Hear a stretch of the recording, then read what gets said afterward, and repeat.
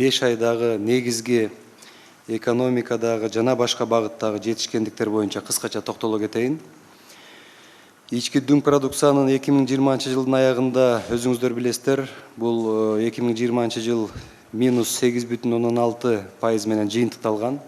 Ал эми азыр болсо ушул январь-май 21 жылдын январына майына чейин ички дүң продукция 215 миллиард сомду түздү. Январдагы минус 8,6%ды ушу кыскартуу 1,6%га чейин кыскарды. Ушундайга азайттык деп айтсам болот. Кийинки айда оң динамикага чыгабыз деген үмүттөбүз. Тышкы соода жүгүртүү боюнча январь-апрель айларында 2,6 миллиард доллар, башкача айтканда 114%, экспорт боюнча 128%, импорт боюнча 126% өсүү бар деп айта алабыз. Ал эми республикалык бюджет боюнча 31 майга карата 66,4 миллиард сом, мындай айтканда 102,5%ды түздү. Салык боюнча аткаруу жаман эмес, 104%. Бул 1,2 миллиард сом көп чогултулду деп айтсак болот. Андан сырткары республикалык бюджетти колдоо максатында ачылган депозиттик счетко өз ыктыяры менен 1,5 миллиард сом түштү. Бул экономикалык амнистиядан. Россия Федерациясынан бюджетке жардам катары грант 10 миллион доллар келип түштү.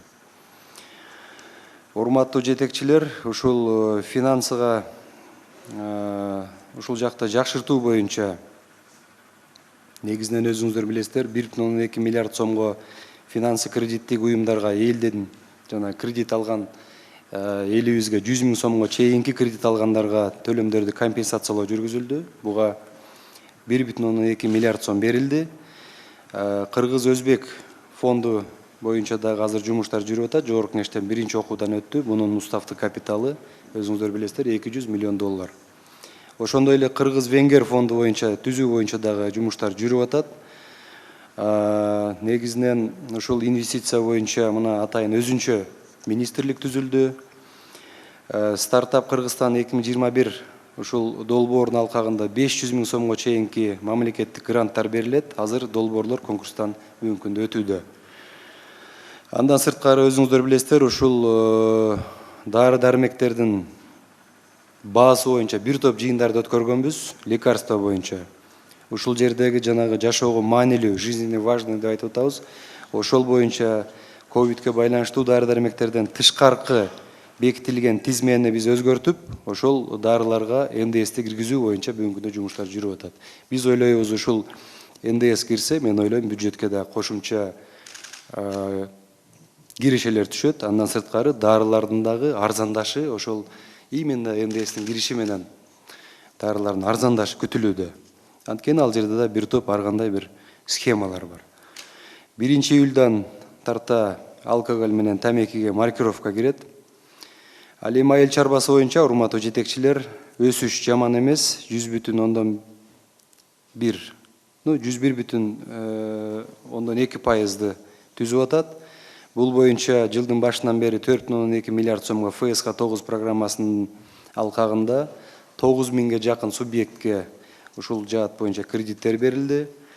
146,5 миллион сомго 89 бирдик техника лизингке берилип атат. Жер семдикчилер боюнча өзүңүздөр билесиздер, биз жылдын башында экспортко тыюу салганбыз. Анткени биз өзүбүз импорт менен алабыз, Өзбекстандан, Россия, Казакстандан. 1 апрелден тракторларды жана автоунааларды чогултуу үчүн керектүү тетиктерди НДСтен бошотуу жагы чечилди.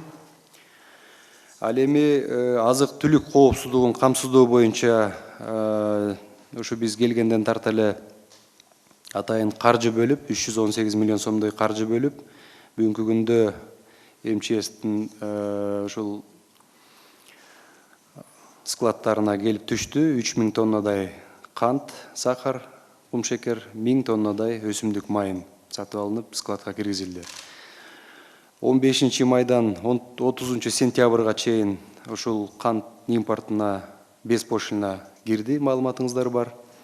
Ошондой эле бүгүнкү күндө ушул азык-түлүк коопсуздугунда бааны туруктуулугун камсыздоо үчүн 12%дык НДСти алып салуу боюнча токтом долбоорун даярдоо боюнча мен тапшырма бердим. Ушул өсүмдүк майына, кантка жана тирүү мал боюнча НДСти алып салуу боюнча. Анткени азык түлүк коопсуздугун биз камсыздашыбыз керек. Экология боюнча бул жаатта атайын ушул комитет түзүлдү. Экология жана климат боюнча кумтөр боюнча өзүңүздөр көрүп, билип, угуп туруп атасыздар. Бул жерде ири суммадагы экологиялык дооматтар коюлду. Соттун чечими чыкты. Ошондой эле Бишкек, Сокулук, Ала Мүдүн аймактарынын экологиялык абалын жакшыртуу боюнча 23-жылга чейинки атайын план түзүлдү. Өнөр жайы боюнча 17 мартта Жер үй алтын комбинаты толук ишке кирип, бүгүнкү күндө салыктарды төлөп атат. Биздин күтүүлөр боюнча жылдын акырына чейин 4 миллиард сомго чейин салык төлөйт. Бул жерде 1000ден ашын жумуш орун түзүлдү.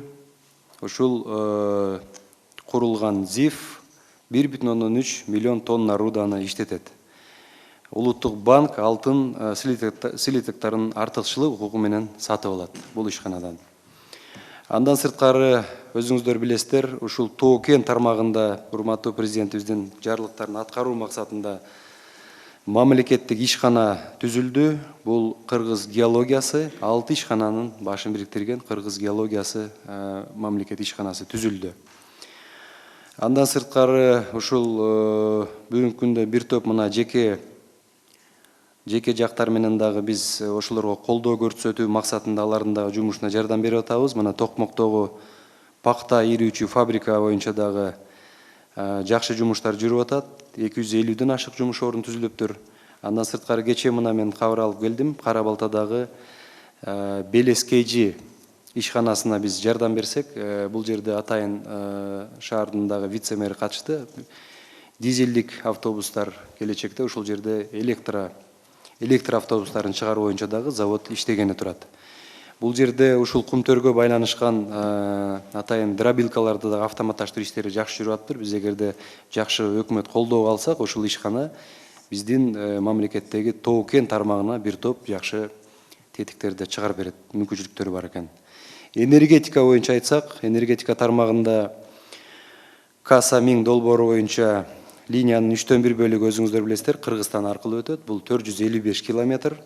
Баткен облусунда Каса 1000 долбоору боюнча электр берүү линиясын курууга 7 гектардай жер трансформацияланды. Апрелде урматтуу президентибиз Баткен шаарына болгон иш сапарында ал жерге капсула салып келген. Бул жерде жумуш жүрүп жатат. Андан сырткары энергия компанияларынын чыгымдарын азайтуу боюнча атайын план түзүлгөн. 1,7 миллиард сомго оптималдаштыруу иштери бүгүнкү күндө аяктап жатат. Энергия компанияларынын ушул ген дирекцияларда курамы 11 кишиге кыскарды. 14 апрелде ушул ВИЭ боюнча атайын токтом кабыл алдык. Өзүңүздөр билесиздер, кайра жаралуучу энергия булактары боюнча жеке инвесторлордун кичи энергетика тармагына келүү процедуралары жеңилдетилет. ВИЭ боюнча токтом бул боюнча толук кабыл алынды. Урматтуу жетекчилер, Баткен областы боюнча токтолуп кетсем, Баткен областындагы жумуштар боюнча бүгүнкү күндө өзгөчө статус берилүү иштери мыйзам чегинде каралып жатат. Анын алкагында ушул мыйзам Кудай буйруса биринчи окуудан өтүп, азыр жогорку кеңеште 2-3 окууларга кирет. Анын алкагында дыйкандарга, ишкерлерге салыктан бошотуулар, инвестициялык кепилдиктер жана мамлекеттик кызматтардын бааларын төмөндөтүү ушул мыйзамдын алкагында каралат. 28 апрелде ушул 21-25 жылдарга чектеш аймактар боюнча мамлекеттик программа жогорку кеңеште бекитилди.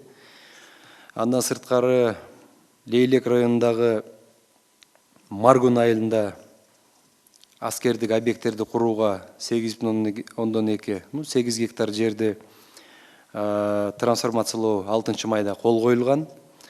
17 майда чечим кабыл алынган. Ушул бул жакта иштер жүрүп атат. Мына кечээ күндө массалык маалыматтар каражаттарына чыгып атат, бирок биз убагында акчаларды которуп бергенбиз. Муну биздин администрацияда тиешелүү бөлүм көзөмөлгө алып, техникаларды алып барып ишти жандандырышыбыз керек. Андан сырткары 17 майда чечим кабыл алынган. Өзүңүздөр билесиздер, ушул компенсацияларды төлөп берүү биздин жана кайтыш болгондорго, ошондой эле жаракат алгандарга мына бул максатта 52 миллион сомдой акча бөлүнгөн. Каза болгондорго 1 миллион сом, ал эми жабыр тарткандарга 50 миңден 100 миң сомго чейинки каражаттарды биз бөлүп беришибиз керек. Ишкерлердин зыян тарткандарынын көлөмү аныкталды. Буларды компенсация берүү жагы каралууда. Андан сырткары ушул жабыр тарткан жалпы инфраструктураларды калыбына келтирүү боюнча 700 миллион сомдой акча бөлүнүп берилди. 158 адамдын кредити кечирилип, алар жоюлду. Жардам иретинде 45 кредитке пролонгация бүгүнкү күндө иштер жасалды, узартып берүү боюнча. Ошондой эле Баткен облусунда ыйгарым укуктуу өкүлчүлүктүн атайын спец счетуна бүгүнкү күндө 113 миллион сомдой каражат топтолду. МЧСке болсо 3,5 миллион сомдой каражат түштү. Урматтуу жетекчилер, трансформациялоо иштери боюнча Бишкектин түштүк Южный магистраль жолун билесиздер. Сокулук районунун аралык жолуна кошуу максатында ушул автомагистраль куруу үчүн Сокулуктан 14 гектар жер бир категориядан башка категорияга которулду. Мындайча айтканда, ошол Южный магистральды биз ар жака улуу боюнча чечим кабыл алдык.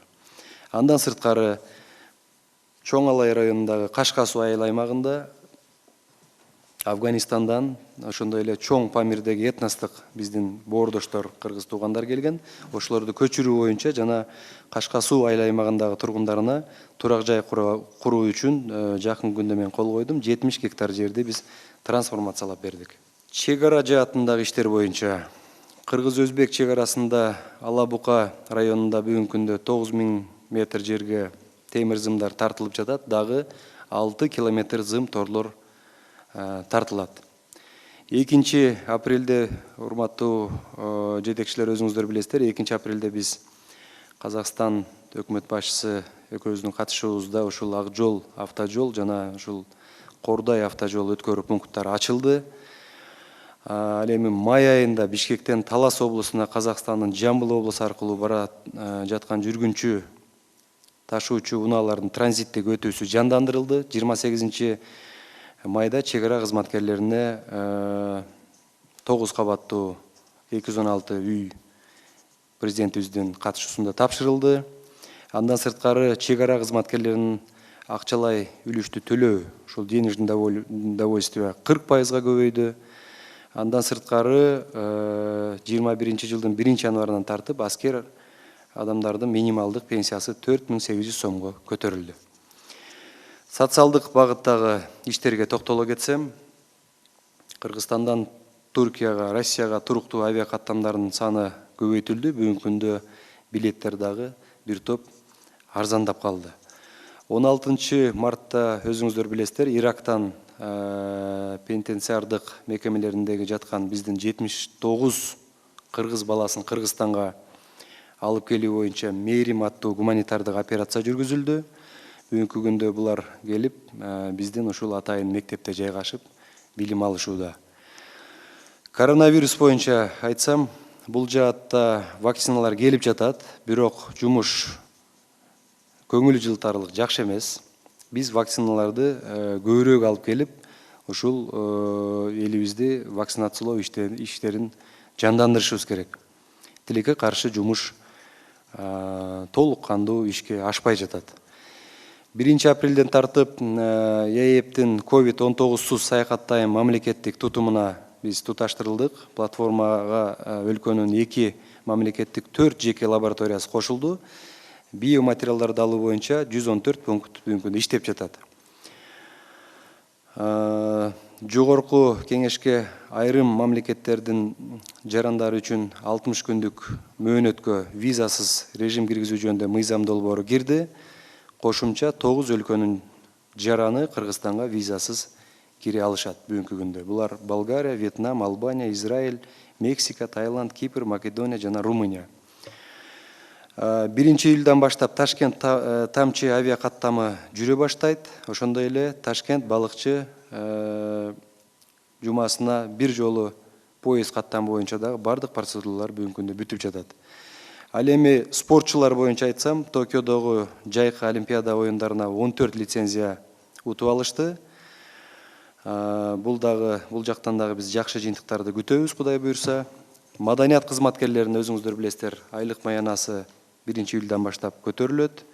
50% төгөрөгүндө, ошондой эле саламат сактоо кызматкерлеринин дагы эмгек маянасын 1-июлдан баштап көтөрүү боюнча чечимди кабыл алганбыз.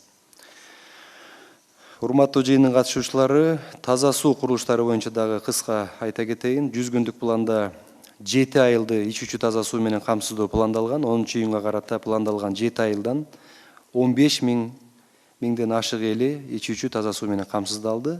Кошумча 4 айылга таза суу кирди. Бул Сокулуктагы Белек, Шалты айылын. Ушул иштерди биз башташыбыз керек. Бул боюнча мен атайын тапшырмада бердим. 132-146 километрдеги бөлүктөрү боюнча баасы 170 миллион сом. Бүгүнкү күндө ушул жерге 8,5 километр 2 катмарлуу асфальт бетонун биз басышыбыз керек. Андан сырткары Нарын облусундагы эң көйгөйлүү маселе бул Жумгал районундагы Эпкин Башкууганды түндүк түштүк альтернативалык жолундагы узундугу 70 километр болгон жол абдан проблема болгон. Бүгүнкү күндө тендер бүттү процедуралары. Кудай буйрса 1-июлдан баштап бул жерде жумуштар башталышы керек. Андан сырткары мына бизге кайрылышкан эле ушул бир Бишкектин төгөрөгүндөгү Бугу эне багыш деген жаңы конуш. Ушул жерде бир топ маселелер чечилди. Таза суу, электр энергия жана башка жолдор боюнча. Калкты тейлөө пункттары боюнча, цондор боюнча, значит 5 район жана 3 шаарда жаңы форматтагы 6 калкты тейлөө пункттары, цондор жана 2 автоцон ачылды. Жарандардын каалоосун эске алып, бүгүнкү күндө ушул цондордун иштөө убактысын дагы узарттык. Эртең мененки 8ден кечки 7ге чейин иштеп жатат. 1 майдан 31 августка чейин ID карталарды бекер берүү акциясы бүгүнкү күндө жүрүп атат. Ал эми мигранттар боюнча айтып кетсек, 29 январда президенттин, урматтуу президентибиздин миграциялык кырдаалды жакшыртууга багытталган чараларды кабыл алуу жөнүндө жарлыгы чыккан. Андан кийинки жарлык чет өлкөдө каза болгон биздин кыргыз жарандардын сөөгүн Кыргызстанга алып келүү тартиби жөнүндө дагы жарлыгы чыккан. Ушуларды эске алуу менен биз дагы чечим алдык. Бүгүнкү күндө 30 миллиондой акча бөлүнүп берилди элчиликтерге. Андан сырткары Кыргызстандын чет мамлекеттердеги өкүлчүлүктөрүндө документ тариздөө үчүн консулдук кызматтардын тарифтери 20-дан 70%га чейин арзандатылды. Кыргызстанга кайтуу күбөлүгү каттоо электрондук форматта берилип атат мигранттарыбызга.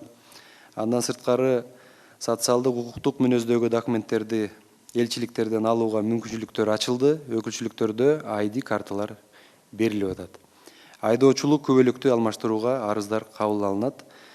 Андан сырткары мекен карт бул Кыргызстанда жаңы өндүрүштөрдү өнүктүрүү, инвестициялык долбоорлорду ишке ашыруу, жумуш орундарын түзүү үчүн Кыргызстанга кайтып келилген эмгек мигранттарыбызды укуктук калыбына келтирүү, реинтеграциялоо максатында жумуштар жүрүп атат. Андан сырткары урматтуу жыйындын катышуучулары, ушул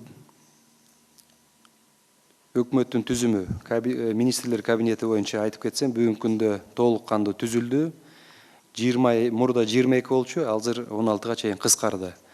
Аймактардагы жетекчилер боюнча бүгүнкү күндө бардык 40 райондо акимдер дайындалып, иштерин алып барууда. Булар боюнча дагы бүгүнкү күндө бардык мыйзамдарды биз жогорку кеңешке киргизгенден кийин чечимдер кабыл алынса, мен ойлойм, аймактардагы жергиликтүү өз алдынча башкаруу, өзгөчө ушул мамлекеттик райондук администрациялардын дагы укуктары кеңейтилет. Биз аларга дагы толук кандуу шарт түзүп беришибиз керек.